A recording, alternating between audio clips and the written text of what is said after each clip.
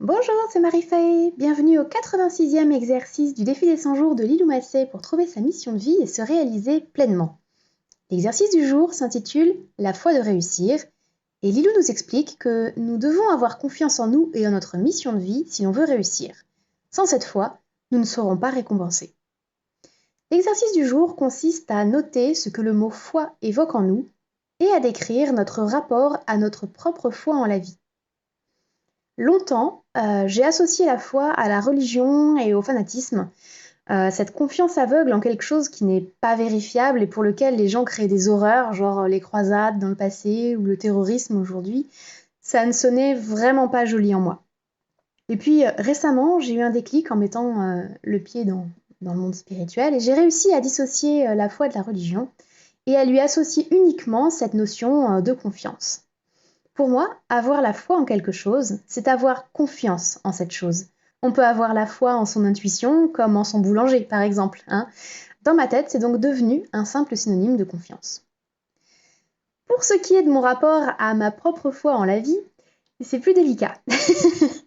Pour reprendre l'exemple du boulanger, un boulanger, ça fait du pain. Si j'ai foi en mon boulanger, c'est donc non pas que j'ai confiance en lui pour faire du pain, ce qui est plutôt évident, mais j'ai plutôt confiance en lui pour faire du bon pain. Du coup, ma foi en la vie, elle se réduit à ma croyance en l'existence du contrat d'âme, qui veut que la vie nous réserve ce qu'on est destiné à vivre, pour notre bien et le bien de tous, c'est-à-dire des événements qui vont nous permettre de guérir les blessures liées à notre épigénétique ou à nos vies antérieures, tout en étant au service et en profitant des plaisirs liés à l'incarnation terrestre. Le souci, c'est que ces événements, ils peuvent correspondre à du bon comme à du mauvais pain. Et que si le contrat d'âme n'existait pas, et que ce qu'on vivait était aléatoire, je sortirais quand même grandi des obstacles que j'ai franchis. Je ne sais donc pas si je peux parler de foi en la vie, mais peut-être plutôt de foi en mes ressources pour profiter de la vie et surmonter ces épreuves, grâce notamment à ma croyance que ce que je le vis pour mon bien.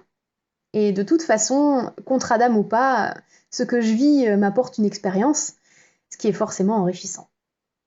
Voilà, côté tarot, j'ai tiré la carte de la paresse, qui représente un homme bien installé dans sa zone de confort.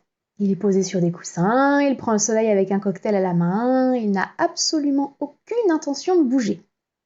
Or, rester ainsi le rend lourd, mou et somnolent. Et il ne voit pas qu'il est installé sur un miroir en train de se briser, car rien n'est jamais acquis, rien ne dure. Cette carte nous rappelle que même si on pense avoir tout accompli, la place que l'on occupe actuellement n'est qu'une étape, et non la destination.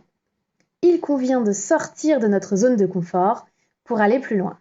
Alors, quittons nos pantoufles et allons explorer l'univers qui s'offre à nous. Voilà, c'est tout pour aujourd'hui. Je vous dis à demain pour le 87e exercice du défi. D'ici là, prenez soin de vous. Bye!